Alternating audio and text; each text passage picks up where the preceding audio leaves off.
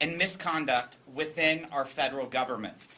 On June 22nd, the committee voted to release the initial testimony of the 2 IRS whistleblowers that showed wrongdoing and misconduct at both the Department of Justice and the IRS. Their testimony then also shed light on a complex and lucrative enterprise operated by the Biden family to enrich themselves to the tune of at least $20 million, with much of Hunter Biden's share going unreported for taxes. In the months since, no one has offered any evidence that contradicts Mr. Shapley and Mr. Ziegler's testimony. In fact, much of their testimony has been supported by additional IRS witnesses who set for transcribed interviews after being subpoenaed by this committee. The new information we just voted to release today further confirms their testimony. Let's look at what the new evidence released today shows. 1, it is clear that then Vice President Joe Biden's political power and influence was, quote, the brand that Hunter Biden was selling all over the world. Even more alarming, the Biden family foreign influence peddling operation suggests an effort to sway U.S. policy decisions. From documents released just moments ago, as you can see in the WhatsApp message behind me from June 6, 2017, Hunter Biden explicitly wrote to a business associate that he was not willing to, quote, sign over my family's brand, close quote, or give this individual, quote, the keys to my family's only asset. That asset could only be one person, Joe Biden. IRS investigators provided worksheets they compiled as part of their investigation into Hunter Biden's tax crimes, which connect his business activities to official government activity while Joe Biden served as Vice President of the United States. This is new and alarming material the committee just made public.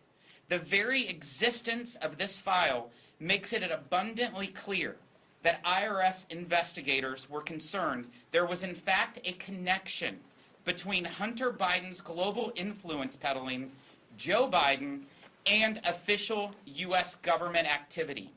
In one example, investigators documented how then Vice President Biden's April 2014 official visit to Ukraine occurred only days after a series of meetings between Hunter Biden, his business associate Devin Archer, senior staff within the Vice President's office, and Vice President Biden himself. We have received an email sent during that same time frame from an executive of Burisma, a Ukrainian company, to Devin Archer, saying a, quote, reasonable balance could be reached about Hunter Biden. 1 month later, Burisma announced Hunter Biden's appointment to its board.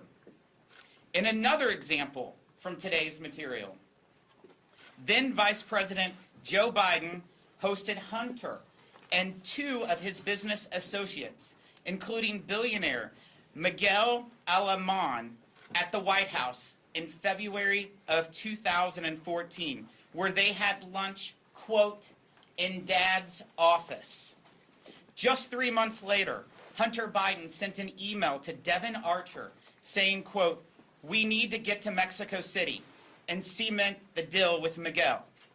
Public records show Joe Biden later used Air Force 2 to shuttle Hunter and another business associate, Jeff Cooper, to Mexico City in 2016.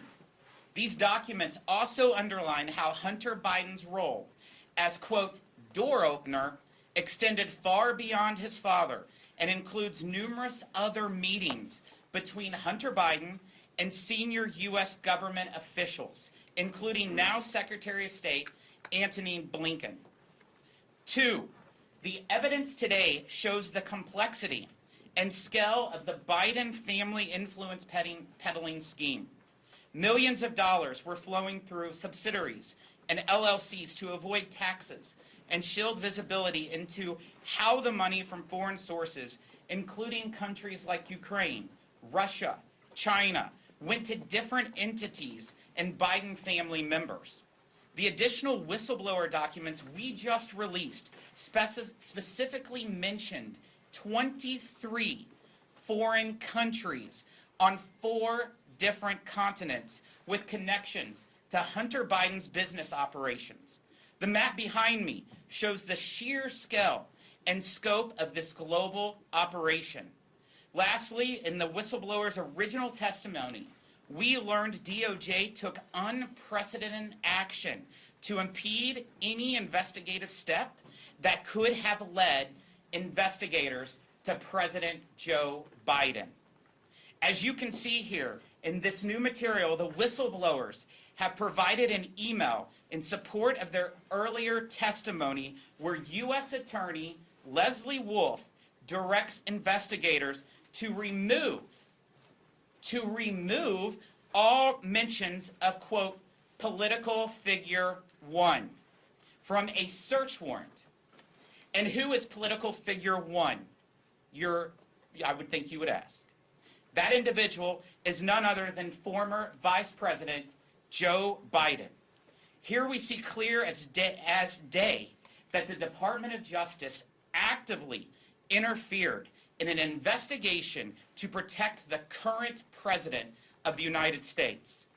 Additionally, in January of 2022, Attorney Wolf declined to pursue campaign finance violations identified by investigators potentially related to more than $2 million in payments from Kevin Morris, a Democrat Party donor, to cover Hunter Biden's unpaid tax liabilities.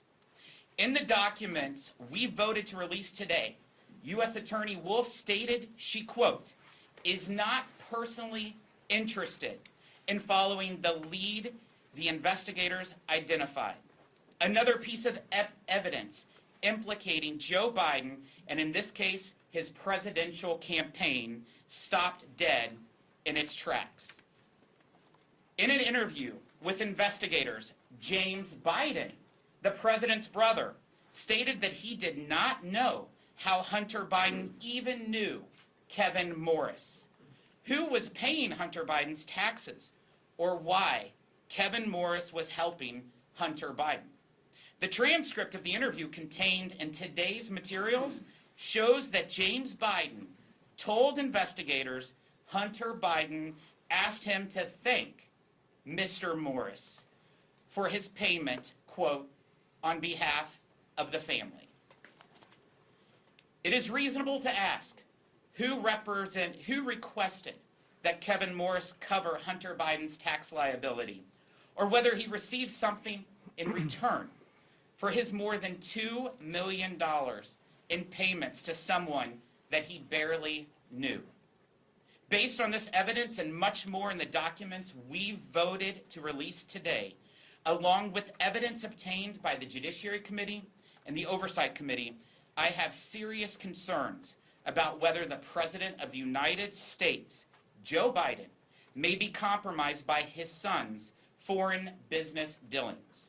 I also have serious concerns about whether the President may be using his administration to protect himself and his family from scrutiny.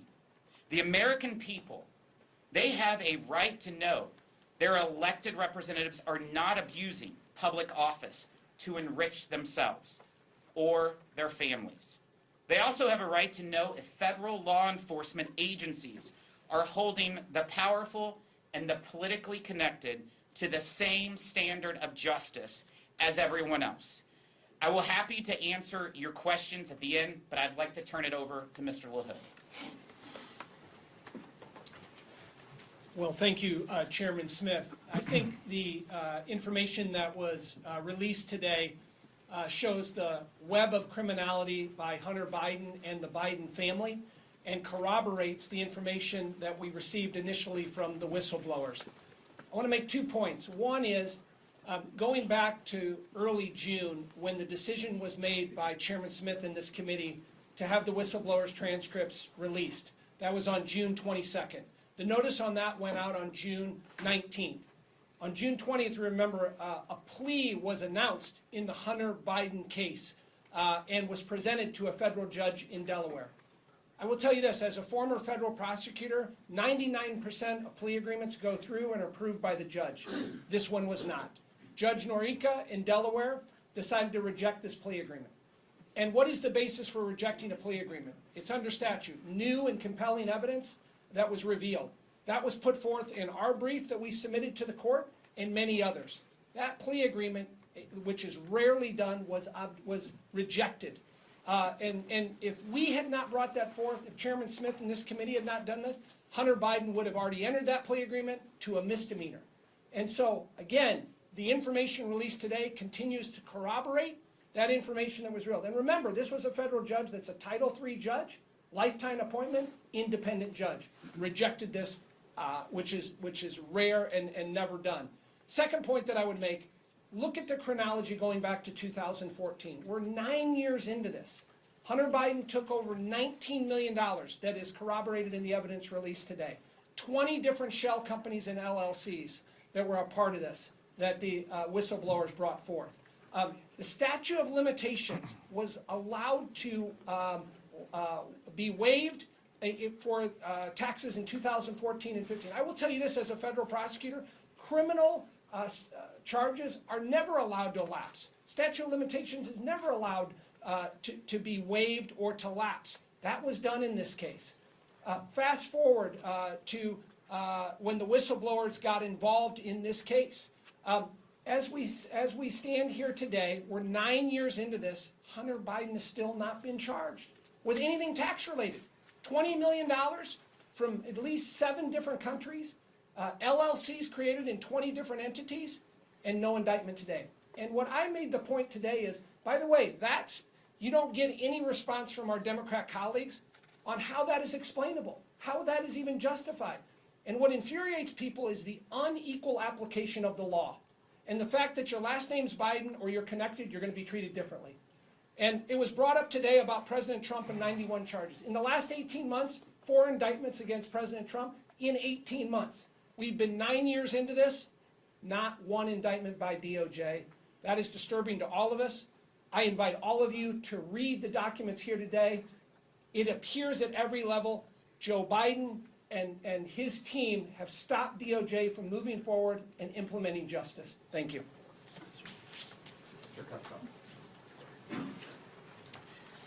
Thank you, Mr. Chairman. I'm a former United States Attorney, and I think that I'm the last Senate-confirmed U.S. Attorney in the House of Representatives. What we've seen from the Department of Justice, either slow-walking or deliberately stalling charges or letting charges expire, should be appalling to everybody. I know it certainly is to all of us.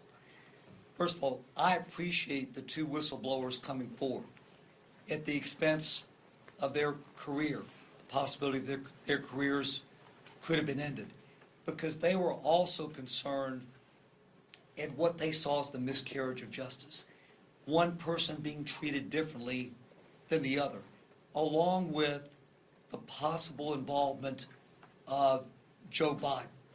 And if I could, this email that Chairman Smith referred to a moment ago, I want to point a few things out. It is from Leslie Wolf. It is dated August 7th of 2020, about 2 months, 3 months before the election. This BS SW draft, SW is search warrant draft, I think BS is Blue Storm. This is giving permission to have the search warrant executed. That last line of Leslie Wolf's email, there should be nothing about political figure 1 in here. I know we all have this concern, and I think all of our constituents, everybody in America should have the concern, why is this assistant U.S. attorney removing any possibility of having anything in the search warrant related to Joe Biden, who was the former vice president, who could be a future president? Again, political figure 1 is identified as former Vice President Joseph Biden Jr. It's about a two-tiered system of justice. If Joe Biden's name had been Smith or Jones or Johnson, he would not have been excluded from this search warrant. But yet he was. And we wouldn't have known that unless the whistleblowers came forward. And you wouldn't know it, and the American people wouldn't know it unless we just took this vote to release the information to the public. There are a lot of documents, a lot of emails that have been just been voted on to be released. Pay attention to that. Also, if you would, pay attention to the Ziegler affidavit, the first exhibit. He says a lot of things in that exhibit, dated, that affidavit, August of this year, August of 2023. He identifies over $19 million in payments, to Hunter Biden from foreign sources. That's why all this is important. I appreciate the effort of Chairman Smith, this committee, these two investigators from the IRS who are willing to come forward. And at this time, I'd like to call the committee, the Oversight Subcommittee, Chairman Swiper. Very kind, thank you. Look, it's a lot of reading. You have several hundred pages on this added into what was put out a couple months ago. If you have the opportunity to start to work through it, you got many different storylines you can all work on. But one that I find most concerning to me personally is we live in a country where we no longer believe in our institutions. You all see the polling, what we believe in the press, what we believe in those who are elected. Read through this and you'll start to understand that distrust may be quite justified. People are being treated very, very differently because they're part of the political aristocracy. If you're going to have a functioning representative democracy, the chairman's absolutely right. We need to do our work here. We need to bring sunshine into how differently people in this are being treated. And then maybe once we've exposed that, we can go back to starting to build some trust back in our institutions. But take this seriously, because this is more than just a story about family who's in the White House or who's in the White House itself. It's also how the police bureaucracy, the law enforcement bureaucracy, were willing to block, tackle, change the rules for certain people, something none of you would ever receive.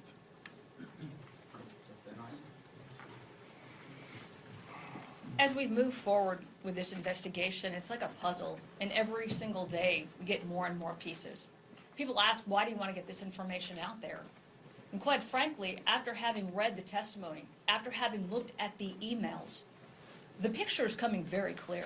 Not only do you have a two-tiered system, not only do you have politicians at the highest echelons of our U.S. fabric who are willing to sell themselves out, sell their country out, sell their positions and enrich their families, but you also have bureaucrats that are so embedded in the system that they're happy to play along and protect these people. What we have found with our whistleblowers is people who are hard-working American federal workers who want to get down to the bottom. They are non-political. They don't care. They have a job and they take it seriously. And what you see time and time again from these emails is they're thwarted from doing their job. They have policies that are thrown in front of their face. When they're getting ready to travel, to go investigate, to go talk to a witness, they're told, oh, you didn't fill this paperwork out. We changed it at the last minute. We've changed our policies. When they continue to push forward, you get them, oh, no, you can't talk to that witness. No, you can't ask those questions. It's too political. It's too close to the campaign. When they keep pushing forward and they show that there's probable cause, you've got those same embedded bureaucrats who sell them out and actually tip off the people who are being investigated. This would not have happened if or not the connection to Joe Biden, then Vice President Biden. And then you have to look at the emails. You have got to look at the questions from CNN themselves. who have actually connected an email from Hunter Biden that said, hey, I thought all of this stuff was going to go away when my dad became president. Do you think anybody else would have received that type of treatment? Absolutely not. The two-tier justice system has got to be exposed. And not only do we have to expose the politicians who are corrupt and endangering our country on a daily basis, but also those bureaucrats that protect them and are all too willing to play along. Questions? Yes. Mr. Chairman, question just about the timing of all of this. You're talking about a two-tiered system of justice. If I'm not mistaken, August 7th, 2020, Bill Barr was the Attorney General and Donald Trump was the President.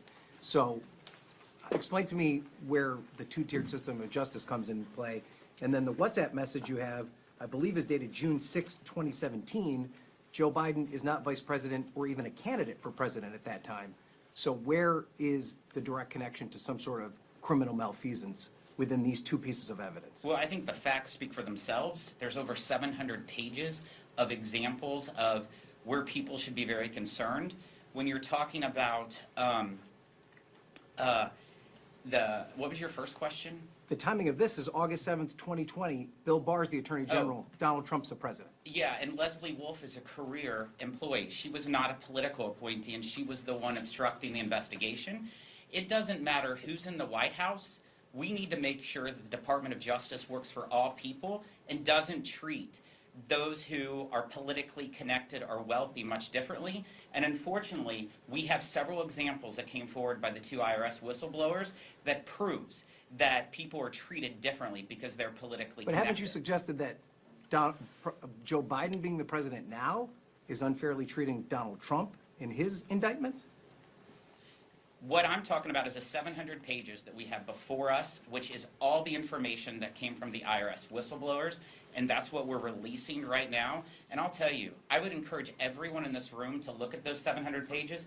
If you think it's okay with what's in it, then we live on two different planets. Can you explain the timing then of the August 6th WhatsApp message? Why is that evidence of some wrongdoing? I'm not an expert on the timeline. I would love to have President Biden and his family to tell us about all the timelines, because it's really, really unfortunate that we see so many meetings and so many phone calls that involved around official activity that the vice president has been participating in, and then big sums of money follows later. But if he's not the through- president or the vice president at that time, where's the wrongdoing? He wasn't even a candidate for president at that time. He was a candidate. In August 6th of 2017, Apparently, what source are you with? I'm with NBC. So apparently, you'll never believe us. I'm not saying I don't believe you. but I'm that- asking you a very direct question. You presented a piece of evidence that you say came on August 6, 2017, that demonstrates that Joe Biden was using political influence to help his son. If he Which- wasn't a political figure at that time, the first WhatsApp message you put up, where you talk about the brand, and I'm completely open-minded about this. I'm asking you specifically, how does that demonstrate that there's some sort of political influence being put over him if at that time he is not he's not an elected official? I'm definitely not going to pinpoint one item. I think we've outlined. You presented it. It was your numerous- first thing that you brought up. So apparently you don't agree with it. So It's not that I don't report agree you with it. disagree I'm with asking you to explain it. I'll take the next question. Yes. On this slide that you've got, that talks about the search warrant draft, have you guys released, or will you be releasing the before and after text of the search warrant? Like, do you have as it was before it was edited, and then after it was edited? If you recall, the IRS whistleblowers came to us in April. In May and in June, we did the depositions. On June 22nd, we released the 15 hours worth of depositions. And then in July, the Oversight and Accountability Committee had a hearing. And at that hearing, those two IRS whistleblowers testified and was asked numerous questions by Democrat and Republican members of Congress that they were not able to answer because of 6103 authority, private taxpayer information. The only way that information could be answered is if they would submit that to the Ways and Means Committee, and then we would vote to make that public. That's in fact what we did today. We only made public what they gave us from addition from the oversight hearing. So everything of the 700 pages that we released is what the 2 IRS whistleblowers gave us. And does that include the before and after language of this particular search warrant in the 700 pages you guys are releasing? I don't know the answer to that. It's 700 pages. I gave you a portion of it. Yes. Excuse me. Democrats have said that you guys have only spoken to 4 people who were involved in this 7-8 year case out of 60 people, both IRS, DOJ, FBI that were involved. Do you plan to subpoena or send requests for the rest of the individuals that were involved in the Hunter Biden case to get the full picture of what happened?